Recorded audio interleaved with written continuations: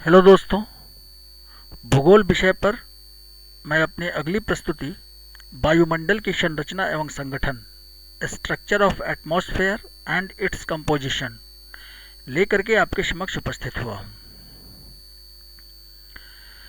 दोस्तों सबसे पहले हम ये जाने कि वायुमंडल क्या है।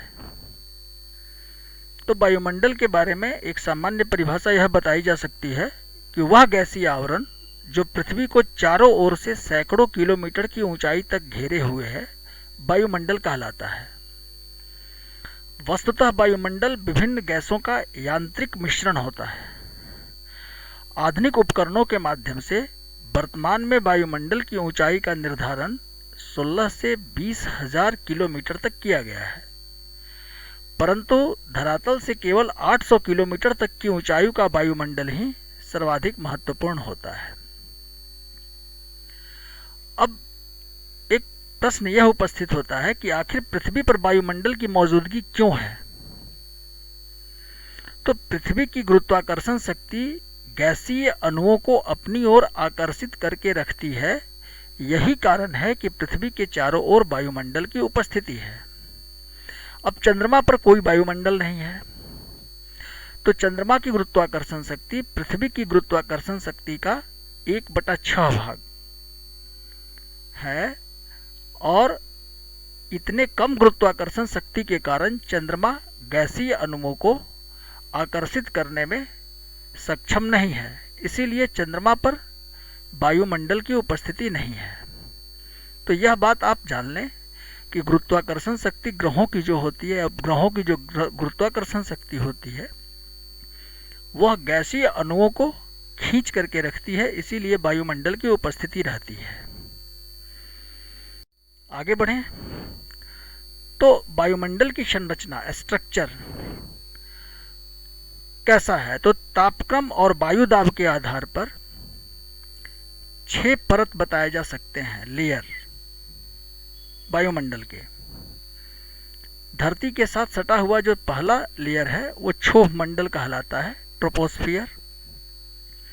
इसके ऊपर समताप मंडल है, स्ट्रेटोस्फियर। उसके ऊपर ओजोन मंडल है, ओजोनोस्फियर। उसके ऊपर मध्य मंडल, मेजोस्फियर। ताप मंडल, थर्मोस्फियर। और 6th आयन मंडल, आयनोस्फियर। अब इन प्रत्येक स्तरों के बारे में हम लोग विस्तृत अध्ययन शुरू करते हैं। सबसे पहले क्षोभ मंडल, ट्रोपोस्फियर। तो इसके बारे में कुछ महत्वपूर्ण बिंदु आप देख लें कि यह वायुमंडल का सबसे निचला भाग है। इसकी औसत ऊंचाई 12 किलोमीटर है। विषुवत रेखा पर यह 16 किलोमीटर तथा ध्रुवों पर 6 किलोमीटर तक विस्तृत है। इस मंडल में नीचे से ऊपर की ओर जाने पर तापमान में कमी आती जाती है। जो सामान्य ताप ह्रास दर है वह 3.6 डिग्री फ़ारेनहाइट प्रति 1000 फीट या 5 डिग्री सेल्सियस प्रति किलोमीटर है। क्षोभ मंडल में तापमान जैसे जैसे नीचे से हम ऊपर की ओर जाते हैं वो कम होता जाता है। इसकी ऊपरी सीमा जो लगभग 1.5 किलोमीटर की है उसे क्षोभ सीमा, ट्रोपोस्पास कहलाती है। और कम होते होते तापमान इस क्षोभ सीमा के पास -65 डिग्री सेल्सियस तक हो जाता है। तो ये कुछ महत्वपूर्ण अभिलक्षण है। अच्छा, दूसरी महत्वपूर्ण बात कि विषुवत रेखा के ऊपर क्षोभ सीमा का तापक्रम जो होता है ध्रुवों की अपेक्षा कम होता है, क्योंकि इस भाग में ताप पतन दर सर्वत्र समान होती है। मतलब ताप ह्रास दर सब जगह एक समान रूप से होता है विषुवत रेखा के ऊपर, जबकि ध्रुवों पर ऐसा नहीं होता है। इसलिए विषुवत रेखा के ऊपर क्षोभ सीमा का जो तापमान होता है वो ध्रुवों की तुलना में कम होता है। अन्य महत्वपूर्ण बात कि क्षोभ मंडल में भारी गैसें, जलवाष्प, धूलकण, संवहनीय धाराओं आदि के कारण सभी मौसमी परिघटनाएं जैसे बादलों का निर्माण, वर्षा, चक्रवात आदि इसी मंडल से संबंधित हैं। अब एक महत्वपूर्ण बात यह उठता है कि ध्रुवों की तुलना में विषुवत रेखा पर क्षोभ मंडल की ऊंचाई अधिक क्यों होती है। जैसा कि आपने देखा कि विषुवत रेखा पर क्षोभ सीमा जो है उसकी ऊंचाई लगभग 16 किलोमीटर है ध्रुवों की तुलना में। तो आखिर ऐसा क्यों है, इस प्रश्न पर जरा विचार करें हम लोग। तो विषुवत रेखा पर क्या होता है कि विपरीत दिशा में उत्तर पूर्वी व्यापारिक हवा और दक्षिण पूर्वी व्यापारिक हवा एक दूसरे से मिलती है और ऊपर उठती है। नतीजा ये होता है कि काफी ऊपर तक ये हवाएं ऊपर उठ करके चलती हैं। दूसरा कि यह क्षेत्र वर्ष भर उच्च सूर्यातप प्राप्त करता है, इंसुलेशन प्राप्त करता है, अतः धरातल के संपर्क वाली अत्यधिक गर्म जो हवा है वो हल्की होती है और ऊपर उठती है। इस प्रकार विषुवत रेखा पर वर्ष भर संवहनीय तरंगें नीचे से ऊपर उठती रहती हैं। इस क्रम में विषुवत रेखा के ऊपर क्षोभ सीमा लगभग 16 किलोमीटर तक होता है। आगे बढ़ें। स्ट्रेटोस्फीयर समताप मंडल। क्षोभ सीमा के ऊपर स्थित यह मंडल मध्य अक्षांशों पर 20 से 30 किलोमीटर तक की ऊंचाई तक पाई जाती है। वैसे इसकी ऊपरी सीमा समताप सीमा स्ट्रेटोपास जो लगभग 5 किलोमीटर की होती है 80 किलोमीटर तक भी बताई जाती है, पता चला है। इस समताप मंडल में तापमान नीचे से ऊपर बढ़ने पर बढ़ता जाता है। जैसे जैसे नीचे से हम ऊपर जाते हैं समताप मंडल में तापमान बढ़ता जाता है और जो क्षोभ सीमा के पास -65 डिग्री टेम्परेचर था वह समताप सीमा स्ट्रेटोपास पर 0 डिग्री सेल्सियस या 32 डिग्री फ़ारेनहाइट तक हो जाता है। दोस्तों, यहाँ एक महत्वपूर्ण प्रश्न है कि वायुयानों को उड़ाने के लिए समताप मंडल सबसे उपयुक्त परत क्यों मानी जाती है वायुमंडल की। इसका उत्तर यह है कि वायुमंडल की इस परत में मौसमी परिघटनाएं जैसे बादल, वर्षा, आंधी, तूफान नहीं होते हैं। ये सभी मौसमी परिघटनाएं क्षोभ मंडल से संबंधित हैं और यहाँ हवाओं की दिशा जो होती है सामान्यतः क्षैतिज होती है, वर्टिकल नहीं होती है। इसलिए समताप मंडल में वायुयानों को उड़ाने में काफ़ी सहूलियत होती है। इसीलिए वायुयान समताप मंडल में उड़ते हैं, हवाई जहाज। और दूसरा कारण है कि इस परत का तापमान जो होता है लगभग सर्वत्र समान रहता है, एक समान होता है। तीसरा मंडल ओजोन मंडल है, ओजोनोस्फीयर। इसमें ओजोन मंडल वस्तुतः समताप मंडल का ही एक हिस्सा होता है। समताप मंडल के ऊपरी हिस्से में पाया जाने वाला यह भाग ओजोन गैस से परिपूर्ण होता है। यह गैस सूरज की पराबैंगनी किरणों को, अल्ट्रावायलेट रेज को रोकता है और ये पराबैंगनी किरणें ऑक्सीजन को तोड़ती हैं जिससे O3 ओजोन का निर्माण होता है। और ये ओजोन जो होता है वो सूरज की पराबैंगनी किरणों को अवशोषित कर उसे पृथ्वी तक पहुंचने से रोकती है। तो ये ओजोन मंडल की सबसे खास विशेषता है। यदि ओजोन मंडल नहीं होता तो सूरज की पराबैंगनी किरणें, अल्ट्रावायलेट रेज सीधे धरती पर पहुंचती और पृथ्वी पर चर्म कैंसर, स्किन कैंसर की बीमारी काफ़ी अधिक हो जाती। पौधों की उत्पादकता प्रतिकूलता से प्रभावित होती और धरती की जो खाद्य श्रृंखला है इस पर भी नकारात्मक प्रभाव पड़ता। तो जैसा कि हमने पहले देखा कि समताप मंडल में ताप वृद्धि का कारण ताप बढ़ता है, नीचे से क्षोभ सीमा से ऊपर बढ़ने पर तापमान में धीरे धीरे वृद्धि होती जाती है। तो इस ताप वृद्धि का कारण ओजोन गैस के द्वारा पराबैंगनी किरणों का अवशोषण है। अब एक महत्वपूर्ण प्रश्न यहाँ पर यह है कि ओजोन परत के क्षरण का कारण क्या है।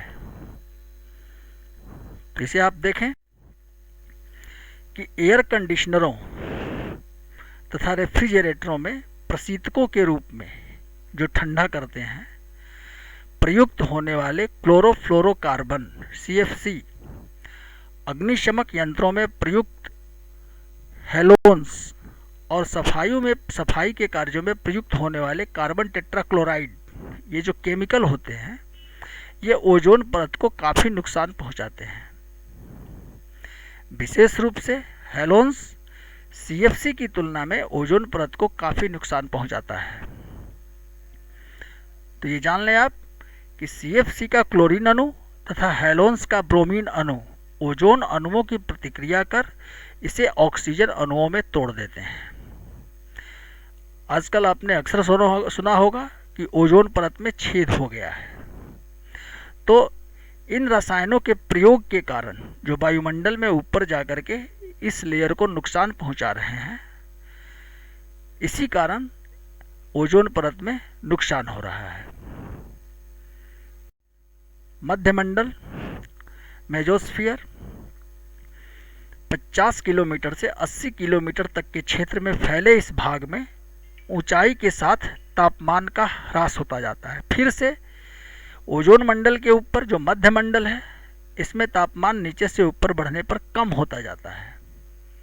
यह आप याद रखें, इस मंडल की न्यूनतम ताप सीमा मेसोपास कहलाती है और मेसोपास का तापमान लगभग -100 डिग्री सेल्सियस तक हो जाता है। ये बात आप याद रखें। मध्यमंडल, उसके बाद है तापमंडल। तो दोस्तों, ये मध्यमंडल के ऊपर अर्थात 80 किलोमीटर से अनिश्चित ऊंचाई तक इस भाग का विस्तार होता है। इसमें ऊंचाई बढ़ने के साथ साथ तापमान फिर से बढ़ता जाता है और एक अनुमान के अनुसार इसकी ऊपरी सीमा का तापमान लगभग 1700 डिग्री सेल्सियस तक हो जाता है। लेकिन महत्वपूर्ण बात यह है कि चूंकि इस भाग में हवा विरल होती है, सघन नहीं होती, तो नतीजा होता है कि हवा के विरल होने के कारण गर्मी महसूस नहीं होती है तापमंडल में, क्योंकि हवा विरल होने के कारण उसमें अधिक ऊष्मा धारण करने की क्षमता नहीं होती है। तो ये तापमंडल के बारे में हम लोगों ने जानकारी प्राप्त की। अब आयन मंडल। तो दोस्तों, आयन मंडल जो है वो ताप मंडल का ही एक भाग है। ताप मंडल का 80 किलोमीटर से 640 किलोमीटर के बीच का सबसे निचला भाग होता है और इसमें विद्युत एवं चुंबकीय घटनाएं होते रहती हैं।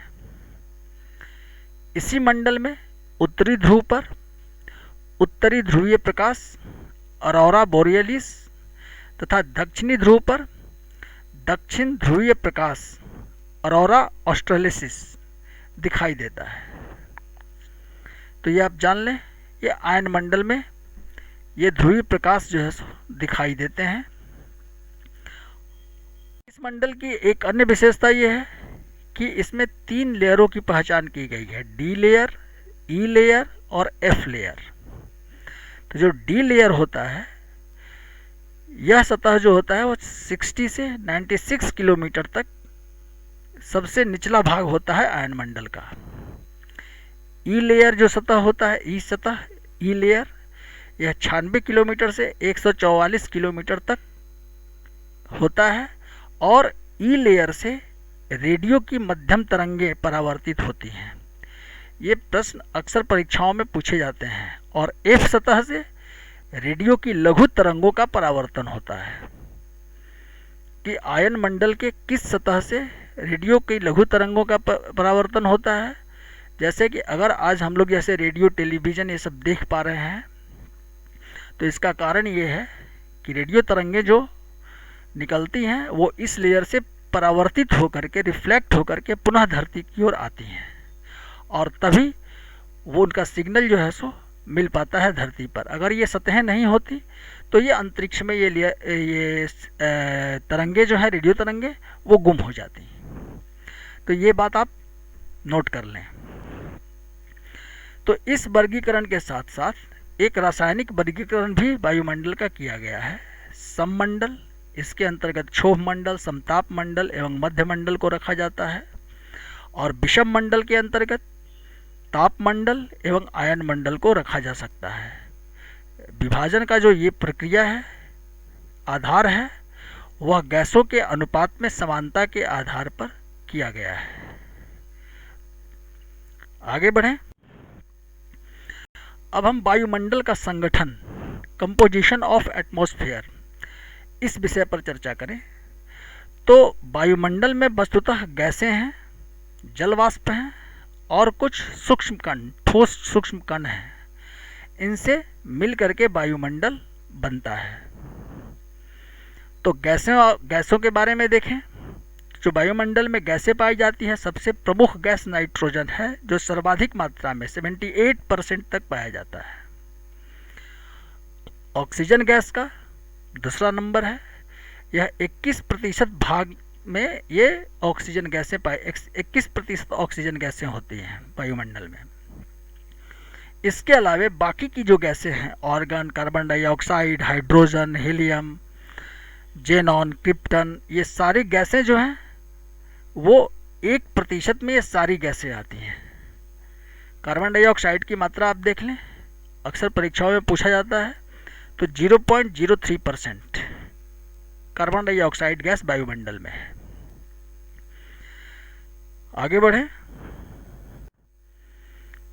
अब जरा देखें कि वर्टिकल डिस्ट्रीब्यूशन, गैसों का जो वर्टिकल डिस्ट्रीब्यूशन होता है, वितरण होता है नीचे से ऊपर की ओर, तो नेचुरली भारी गैसें निचले भाग में तथा हल्की गैसें ऊपरी भागों में पाई जाती हैं।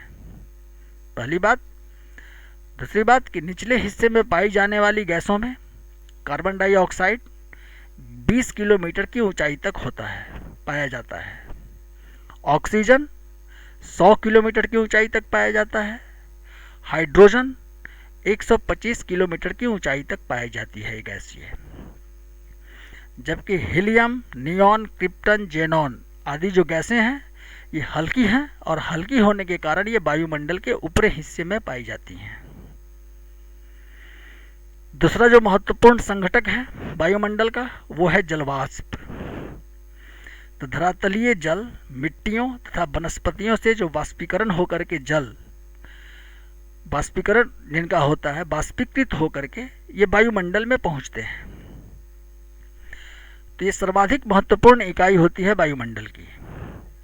लेकिन वायुमंडल में इसकी मात्रा अधिक से अधिक 5% तक ही होती है।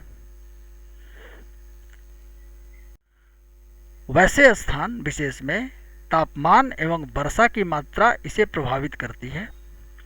ऊर्ध्वाधर रूप में माने वर्टिकली 5 किलोमीटर तक की इसकी 90% मात्रा जलवाष्प की पाई जाती है। संघनन, कंडेंसेशन एवं वर्षण के विभिन्न रूपों का सृजन एवं भू विकिरण को रोककर वायुमंडल को गर्म रखने में इनकी महत्वपूर्ण भूमिका होती है। ये जलवाष्प ही ऊपर उठ करके वायुमंडल में संघनित होते हैं और विभिन्न रूपों में, वर्षा के रूप में, ओलों के रूप में, ये जो है सो पुनः धरती पर आते हैं। ये भू विकिरण को, अर्थ रेडिएशन को नीचे से रोकते हैं और रोक करके वायुमंडल को गर्म रखते हैं। अगर ये जलवाष्प नहीं हो तो जो भी अर्थ रेडिएशन होगा वो सीधे अंतरिक्ष में ऊपर निकल जाता है। नतीजा होगा कि पृथ्वी ठंडी हो जाएगी। तो इसे जलवाष्प को धरती का कंबल भी कहा जाता है, इसे आप याद रखें। अब हम सूक्ष्म कणों की बात करें जो वायुमंडल में पाए जाते हैं। इनमें धूल कणों का महत्वपूर्ण स्थान होता है, डस्ट पार्टिकल्स। इसके अतिरिक्त इसमें धुएं तथा नमक के कण भी वायुमंडल में पाए जाते हैं। चूंकि ये कण जो होते हैं वो जलवाष्प को अपने ऊपर केंद्रित करते हैं, आकृष्ट करते हैं, इसलिए इन धूल कणों को आर्द्रता ग्राही केंद्र कहा जाता है। आर्द्रता ग्राही केंद्र ये कहलाते हैं। इसी के आसपास जलवाष्प जो है सो इस पर केंद्रित रहते हैं। इसके अतिरिक्त सूरज के प्रकाश को प्रकीर्णित करके, स्कैटर्ड करके ये आकाश को नीला रंग प्रदान करते हैं। इन्हीं के कारण सूर्योदय एवं सूर्यास्त के समय जो प्रकाश का प्रकीर्णन होता है सूर्य के प्रकाश का, तो सूर्योदय एवं सूर्यास्त के समय सूर्य को लाल रंग प्रदान करने में इन कणों की महत्वपूर्ण भूमिका होती है। तो इनका ये महत्व है। इस वीडियो में दोस्तों बस इतना ही। आप मेरे इस वीडियो को लाइक करें और मेरे इस चैनल को सब्सक्राइब करें दोस्तों, तभी मैं अपनी अगली प्रस्तुति जब मैं प्रस्तुत करूं तो आपको आसानी से मिल सके। धन्यवाद।